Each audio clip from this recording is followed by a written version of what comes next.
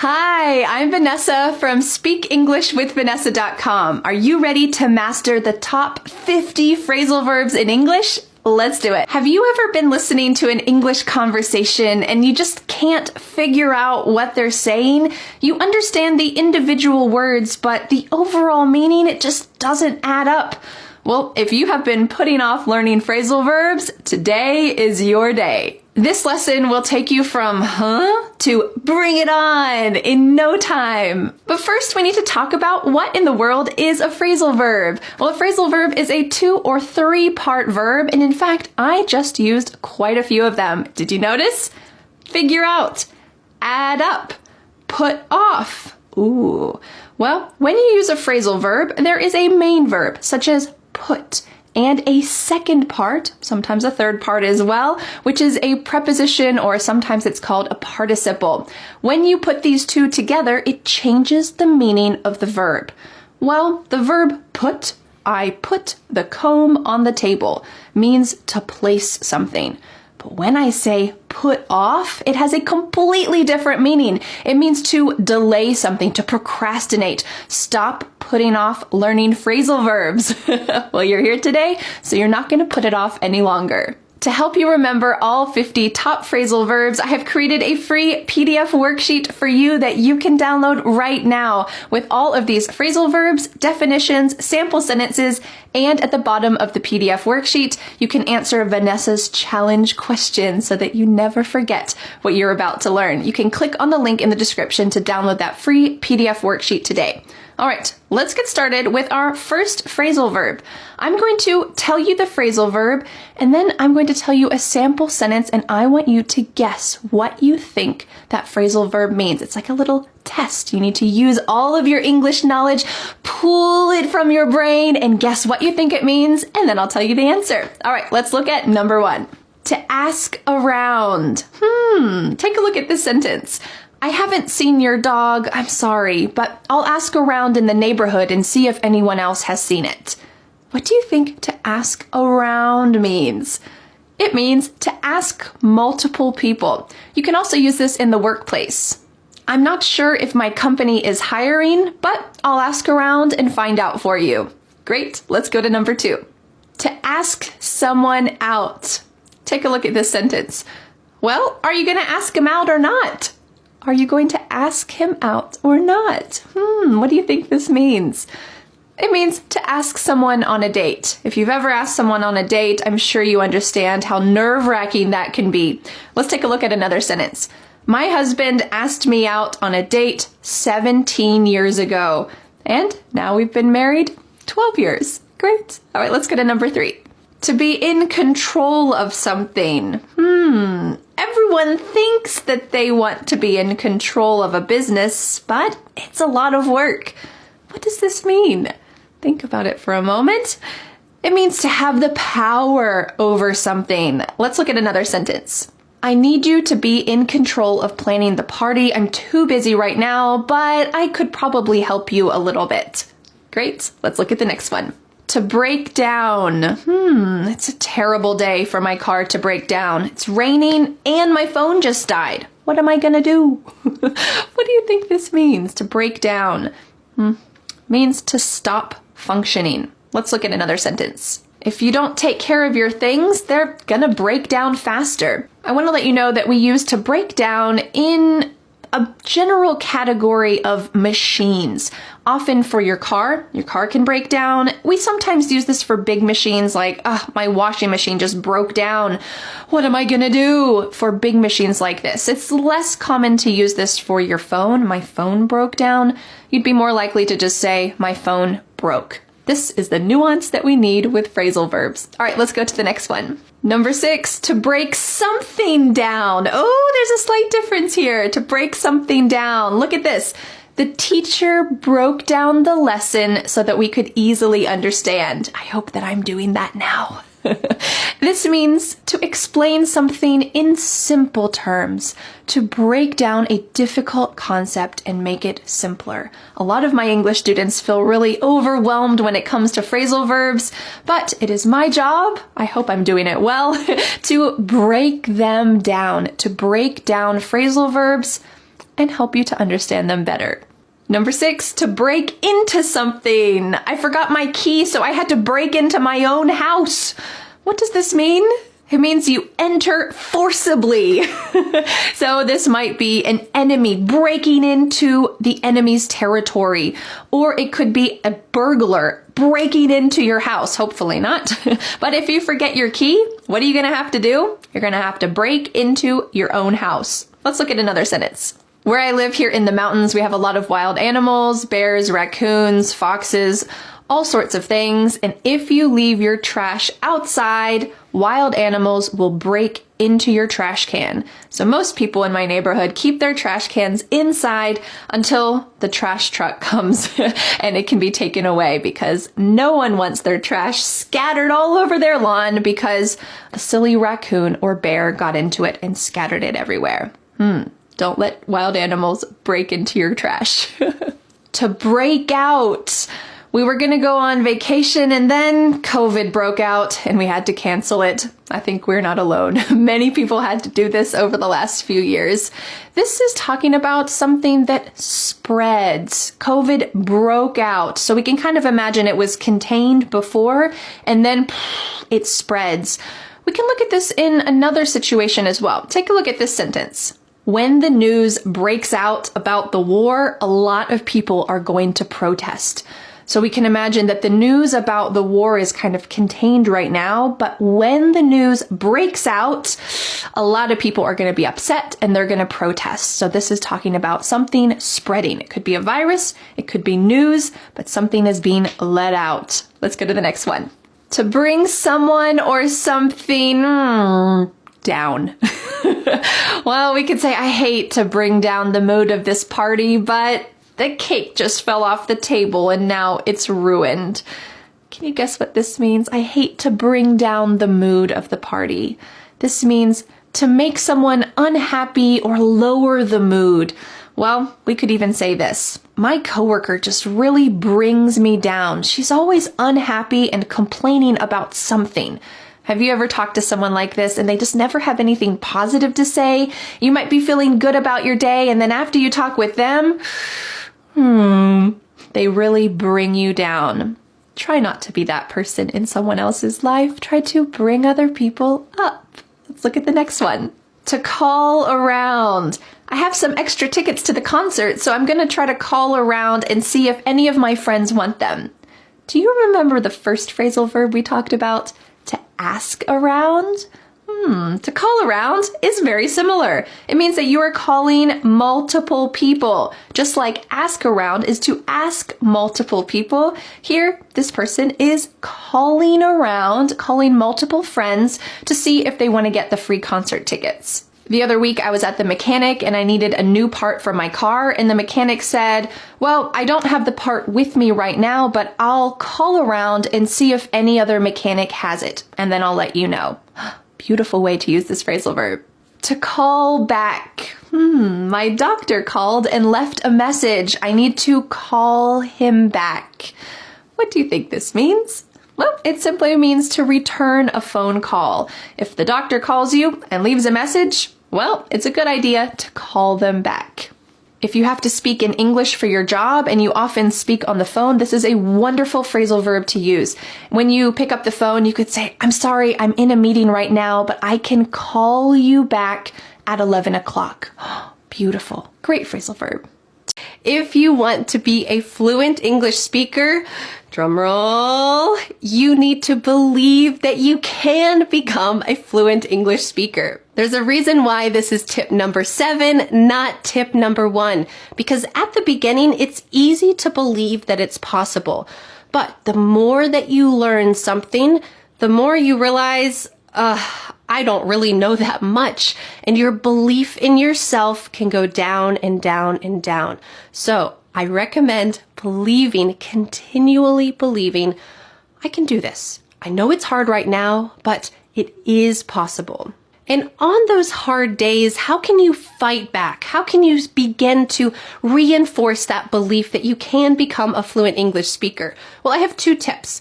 The first one is to check your self-talk. Can you guess what this word means?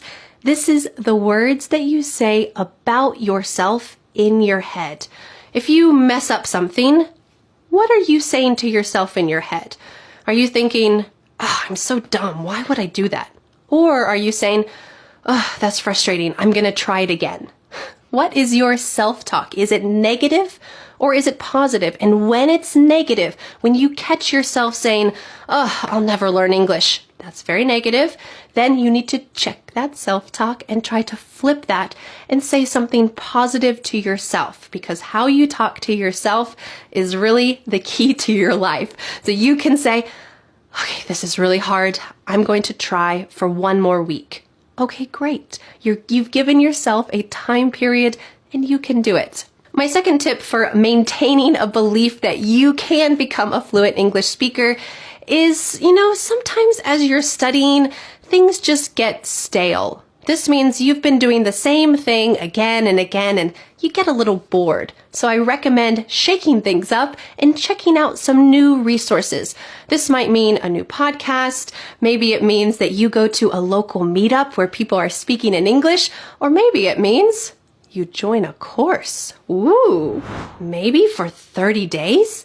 Maybe with a 40% discount and with lifetime access? The 30-day speaking challenge gives you a roadmap so that you know what the next step is and you can go step by step on your road towards fluency. And on your road towards fluency, you need to focus on number 8. My 8th tip for becoming a fluent English speaker this year is to power up your fluency by focusing on these 3 points.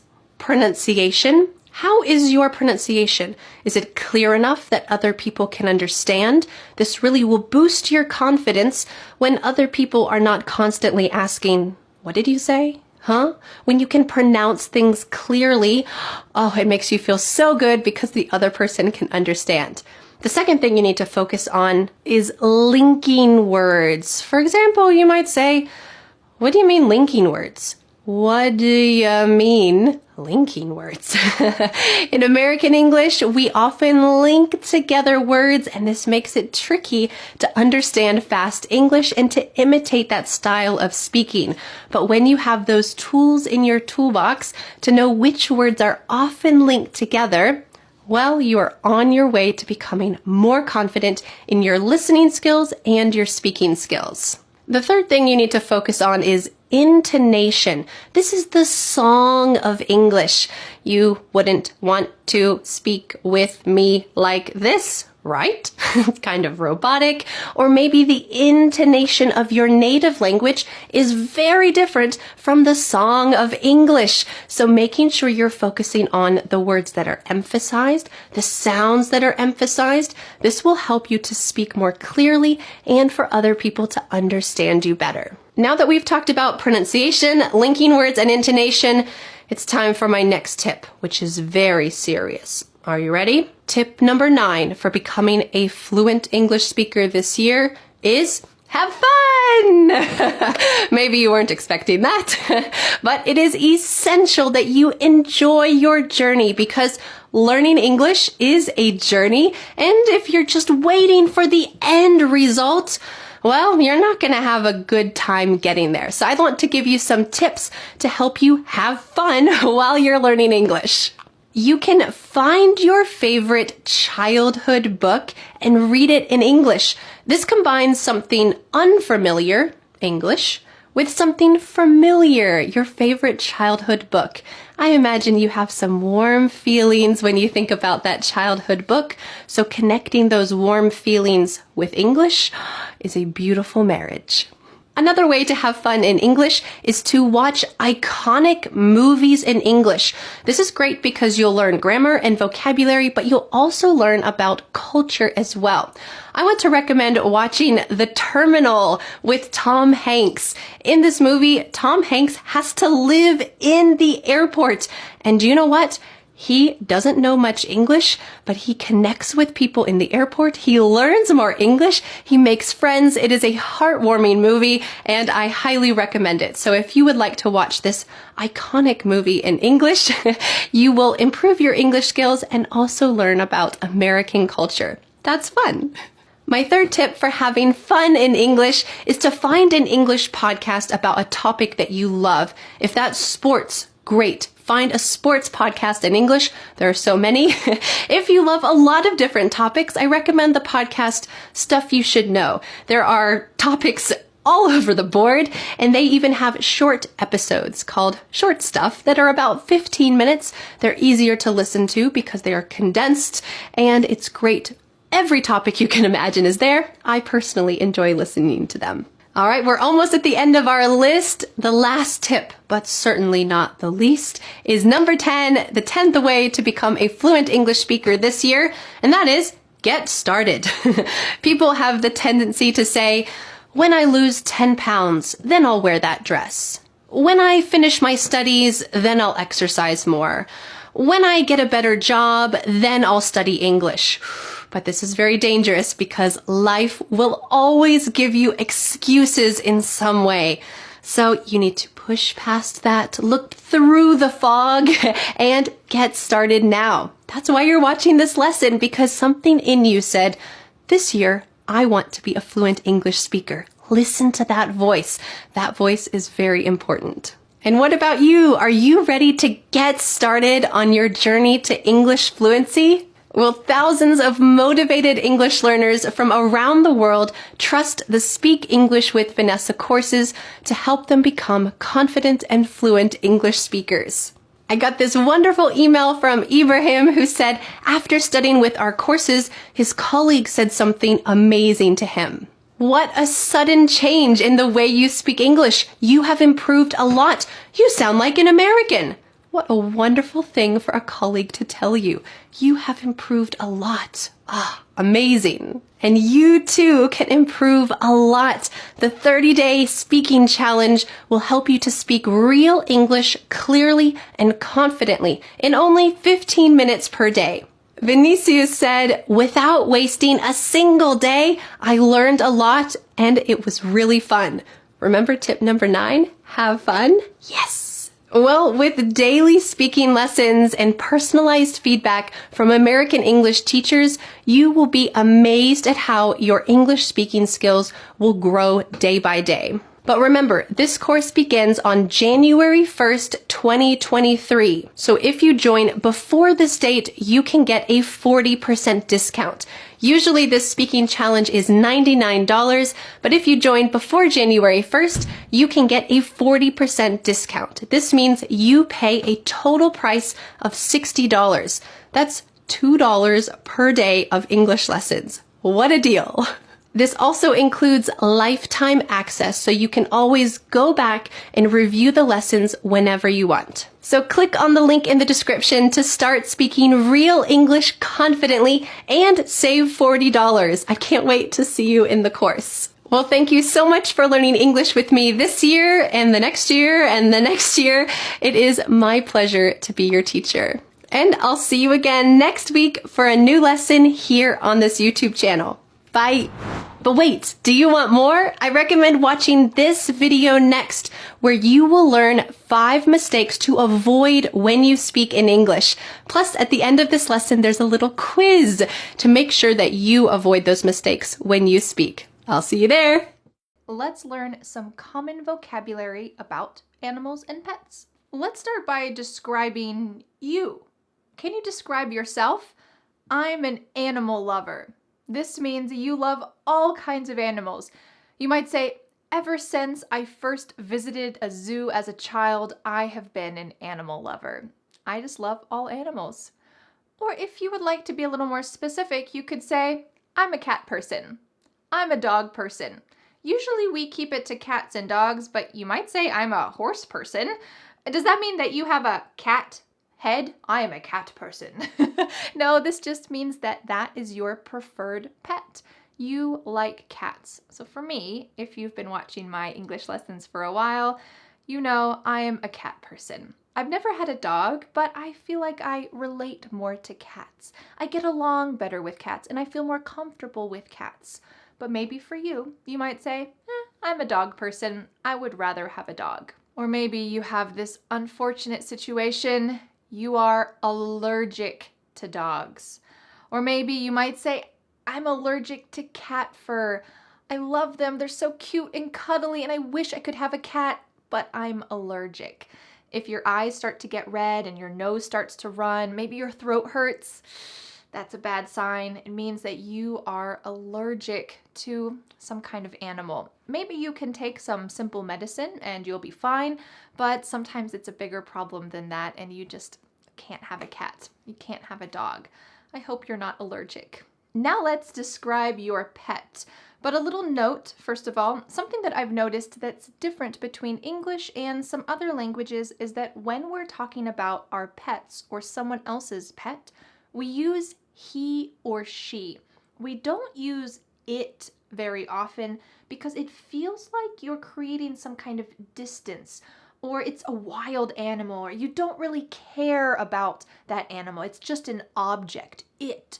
So for example, if I'm going to tell you about my cat, little spoiler, I have a cat, I might say, she is a Siamese cat. If I say I have a cat, it's Siamese, it's okay. And you will hear this occasionally, but it's more common to hear he or she.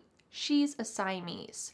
She likes to play with cat toys, he or she. And if you're not certain if an animal is a he or a she, like if you see a neighbor's dog and you want to talk to that neighbor about their dog, you can just say he and it's okay. The neighbor will maybe correct you and say, oh, yes, she's a poodle. And then you can say, oh, yes, what's her name? And you can use her when you find out. But in general, we use he or she for pets. A common word we use to describe pets is breed. What breed is your pet? But we often just say kind. What kind is it? So when we're talking about a dog or a cat, there are different types. So I already mentioned my cat is a Siamese cat. This is a specific type or breed of cat. What breed is your cat? Oh, he's a Siamese. She's a Siamese. What breed is it? But we often use the question, what kind is it? Which we'll talk about in our questions section in a minute. Another common term used with pets is a rescue. This is describing your pet. Both of my cats are rescues. I got them from an animal shelter. This means that I didn't buy them from a breeder who is making purebred cats. No, I went to the animal shelter. These are abandoned cats who need a home. I went to the animal shelter and I adopted, we often use the word adopted, I adopted 2 cats. They are rescue cats, or they are rescues. And this is the idea that I rescued them. Sometimes in the US, you see a bumper sticker, something like this, that says, my dog rescued me. Have you ever felt like this? Maybe you saved your dog from the animal shelter, but really, your dog changed your life. Your dog rescued you. You might also hear the word mutt. Mutt can be a little negative if you say it with a negative voice, but it just means that you're not certain what kind of dog you have. We only use this for dogs, and it means, well, it's a mix of so many different types of dogs that I have no idea. He's a mutt. We got him from the animal shelter, but you know what? He's the best dog I've ever had. He's a mutt, but I don't care. So it's that idea that he's not pure. He's not a purebred dog. He's a mix of so many kinds of dogs, but you know what? It's still a great animal. Next is fur and coat. My cat's fur is so soft. After I give my dog a bath, he has a silky coat.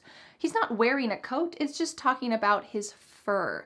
And these words are kind of interchangeable. He has soft fur, he has a silky coat. These are great words to talk about animal hair. Let's talk about some words we can use to talk about how friendly an animal is. The first one is just friendly. He's friendly.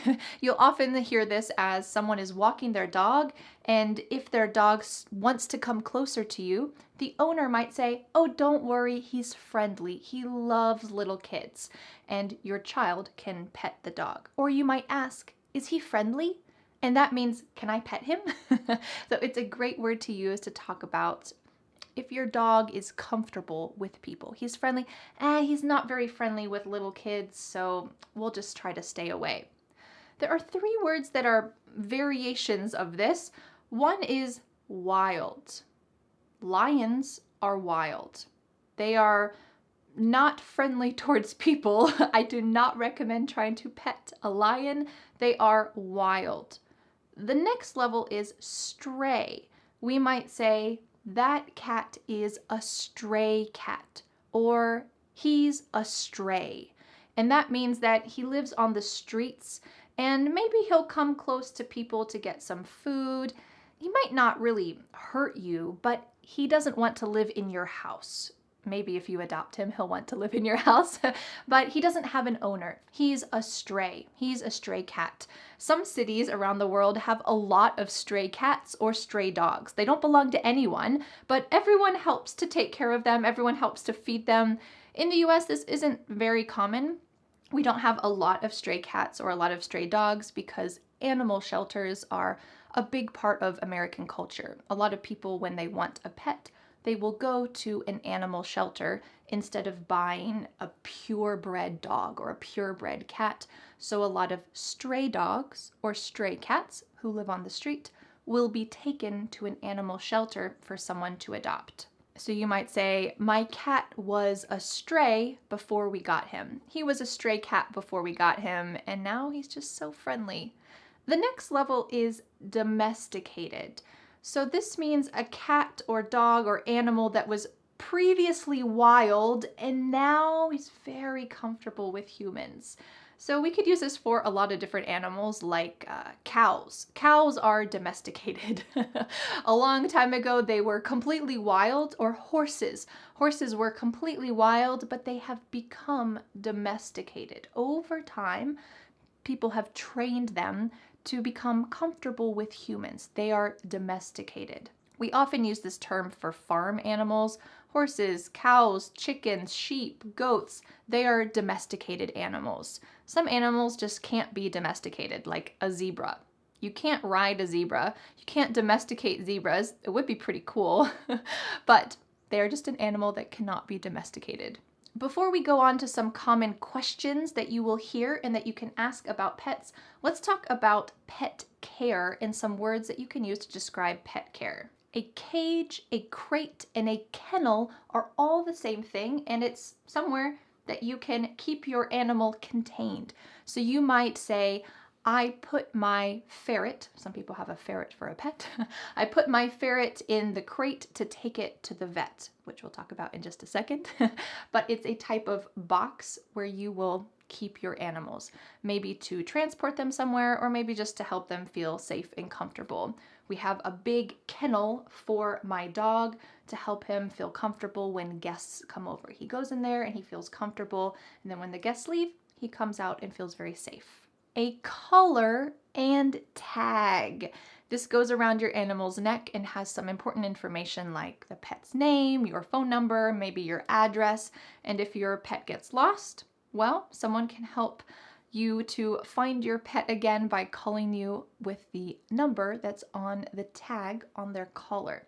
A collar is also useful because you can attach a leash to the collar. Sometimes this is called a lead. I think that lead is maybe more a term that professional people will use. A veterinarian will use this, maybe a dog trainer will use this, a lead. But for daily conversation, we often just say leash. Where's the leash? I need to find the dog's leash so that I can take him on a walk. One time I saw somebody having an iguana on a leash. Sometimes people put their cats on a leash too, but usually cats don't tolerate that. Have you ever seen a strange animal on a leash before? A vet or veterinarian. Usually we shorten this to vet. You've already heard me say this a couple times, and that's the doctor for an animal. So you might say, I need to take my sick dog to the vet. Or what is the best vet to take my dog to? We're talking about veterinarian, but it's a situation where we don't use the longest word, we just use a short, simple version. Yes, finally in English, there is a simple way to say a long word. So you can just say vet. My cat's vet is just up the street, or we have a vet appointment next week. Excellent. Now, I just want to let you know, if this is your job, if you are a vet and someone asks you the common question, what do you do? Which means, what's your job? And you say, I'm a vet. Well, this might be slightly confusing if someone has no idea that you work with animals, because a vet can be two different things. It can be a veterinarian, or it can be a veteran. A veteran, that means someone who used to be a soldier, they used to be in the military, and now they're retired. So that means that you could either be an animal doctor or a retired person from the military. So if someone knows that you work with animals or that you're a doctor, if you say, oh, I'm a doctor, and they ask, what kind of doctor? You could say, I'm a vet. Okay, they will know that you work with animals. But if someone has no clue, you might say, I'm a veterinarian. You might elongate that a little bit just to be more specific. Or if you are a vet from the military, you might say, I'm a retired veteran, or I'm a retired vet, I was in the Navy. You might want to be a little more specific. So that's a situation that might possibly come up. What can you do to bond with your animal? You might play fetch. So you could say, my cat likes to play fetch. Who would have guessed? Usually dogs do, but sometimes cats do too. Or you could just say this word to your dog. So you have a stick, you throw the stick, and your dog runs after the stick. You could say, fetch boy, fetch, fetch the stick. So you're telling him, you're giving him a command about what he should do. Get the stick and bring it back to you. This kind of fun game.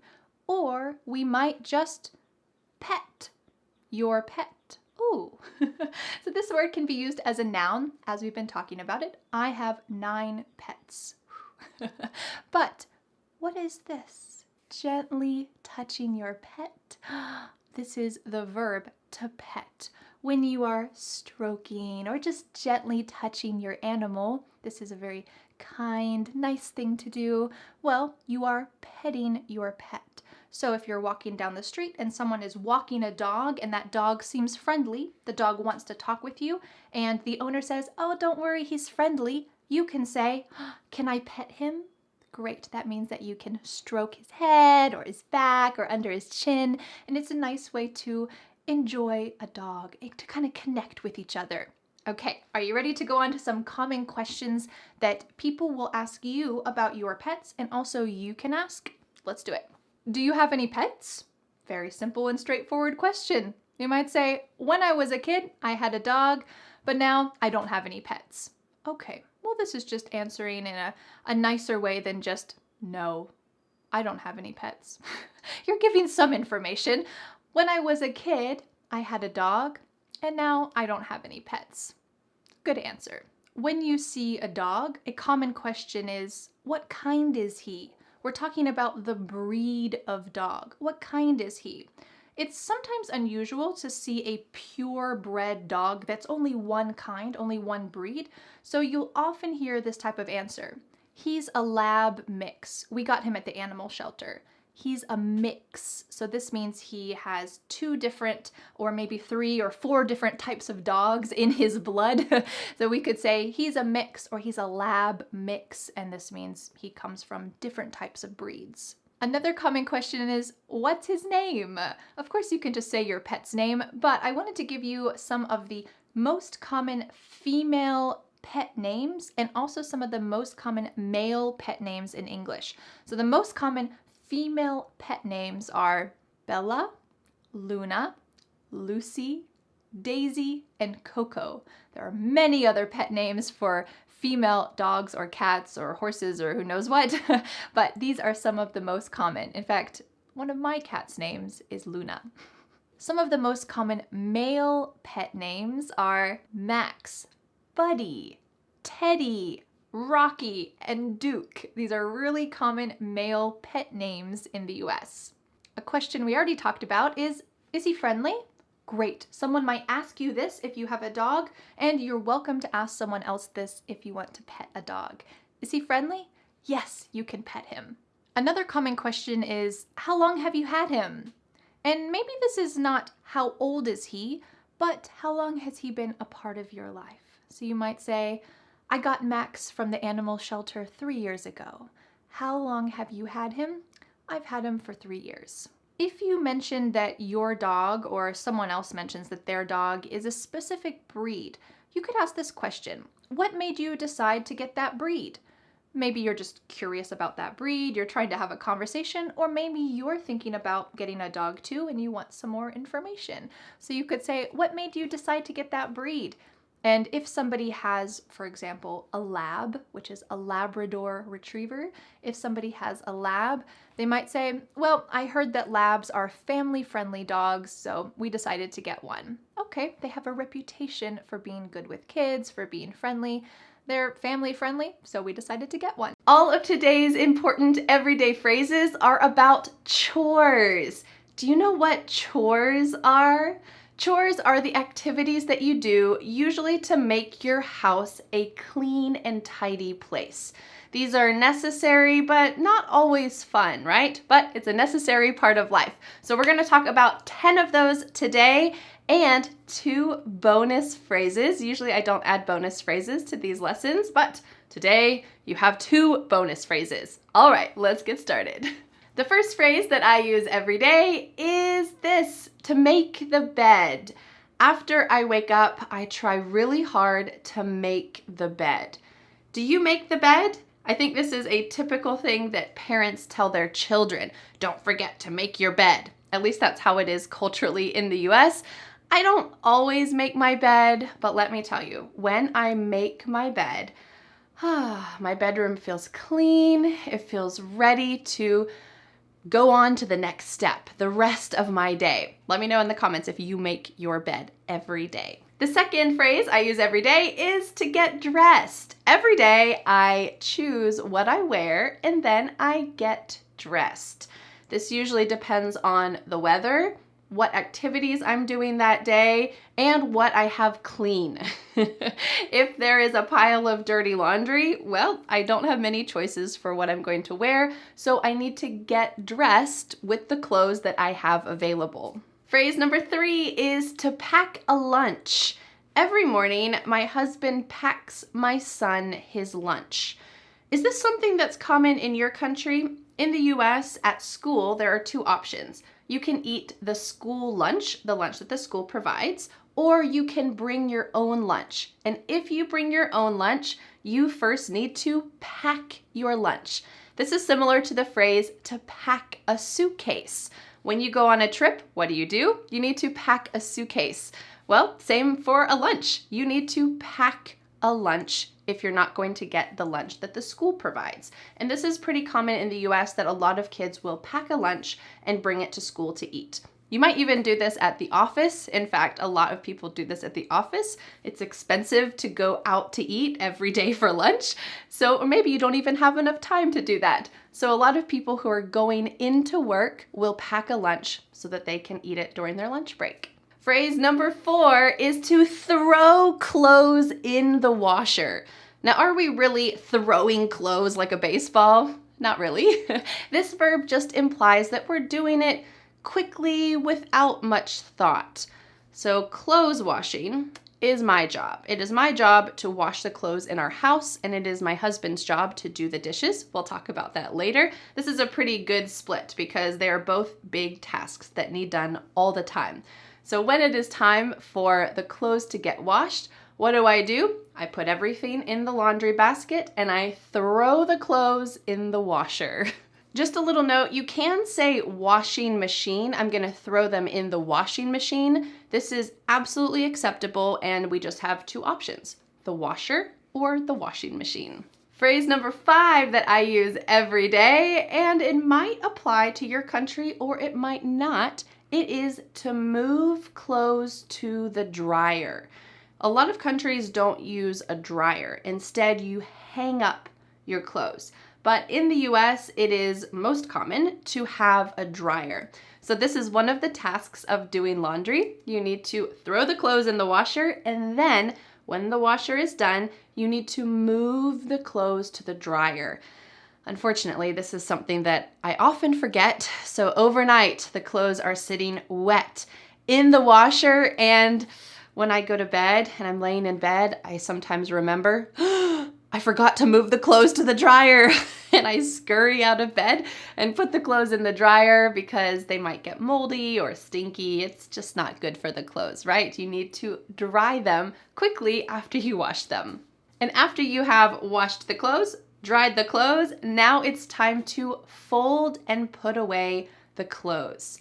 I want you to notice the pronunciation of this word that I have said a lot over the last few minutes. Clothes, clothes. Do you hear clothes? Nope. In American English, when we're speaking quickly, that TH is really cut out completely. It sounds exactly like close the door. Close the door, I'm putting on my clothes. Exact same pronunciation when we're speaking quickly in American English. I think this is good news, right? Because clothes with the TH is really hard to say. So in this instance, you have an easy pronunciation that is actually accurate. It's how we pronounce it. So back to our phrase, after you dry the clothes, you need to fold them and put them away in the closet, in a drawer, somewhere where they go. You need to fold them and put them away. The 7th vocabulary phrase that I use every day, and you can too, is to tidy up. This is a lovely phrasal verb that is something you probably should do a little bit every day. We could say, at the end of the day, my whole family helps to tidy up the house. There are probably books on the couch, food on the table. I don't know what else my kids leave laying around, blankets, stuffed animals, toys, backpacks. We all help together to tidy up the house. This is not washing and scrubbing and actually making something clean. Instead, this is getting all the items away where they belong. You are putting things back in the place where they go. You are tidying up the house. And in my opinion, this is something important to do as a whole family. It's not just the adult's job to tidy up the house, it's a good habit. Teach your kids to tidy up at the end of the day. It's not always fun. It usually takes double or triple the length of time, but it's an important skill to learn. The next 2 phrases have to do with a job that is not mine. Thank goodness.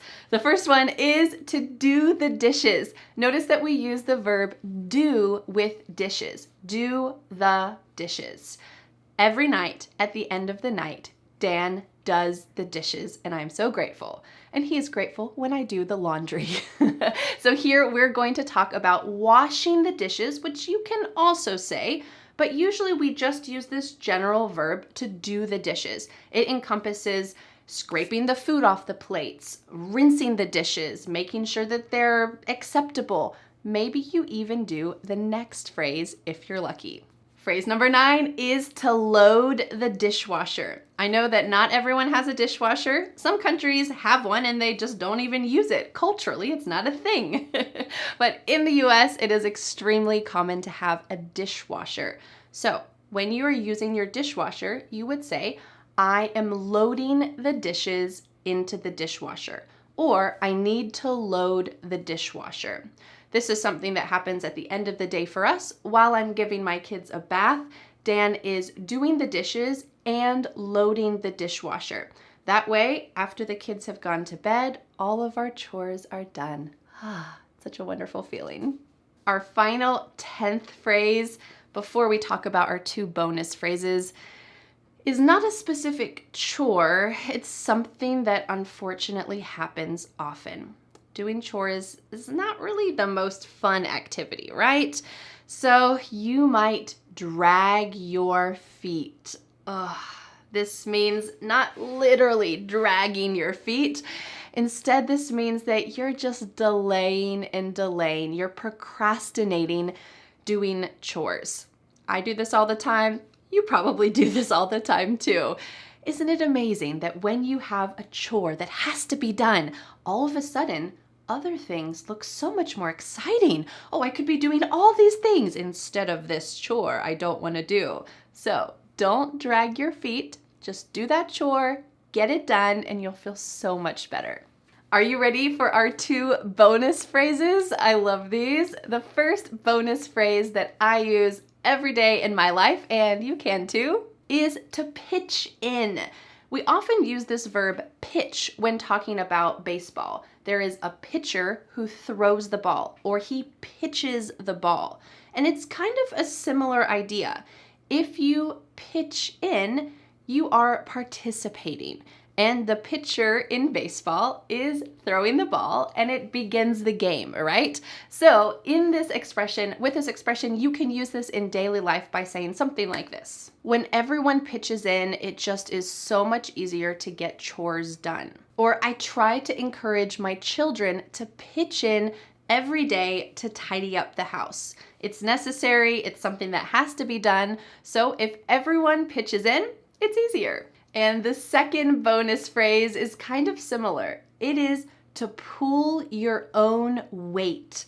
My weight, pulling my weight. What do you think this means? Take a look at this sample sentence and I want you to guess what you think it means. Everyone in this family needs to pull their own weight.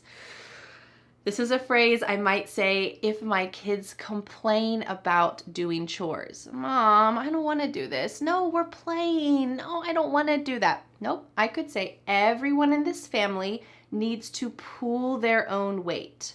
And this simply means you're doing your share of the responsibilities, your fair share. This is probably not divided equally because children can't do an equal amount that adults do, but you are doing your fair share. You need to pull your weight. So this kind of means according to your abilities, your weight. It's not your physical weight, but your capabilities. My children are capable of tidying up their toys. They're capable of putting the dishes in the dishwasher, loading the dishwasher. They are capable of putting their clothes in the laundry basket. They're capable of some chores, so they should pull their own weight. Now you can also use this if someone is not pulling their own weight.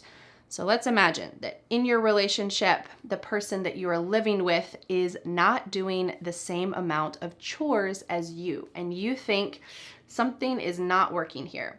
You could approach them and say, hey, I really feel like you're not pulling your own weight. I'm feeling stressed. I have too many responsibilities. Can you work with me to figure out how you can pull your own weight so that I can feel more relieved? Well, great. What a wonderful conversation. Hopefully they will be open to that and able to relieve you of some chores so that you can all contribute fairly to all of the chores. Well, great work.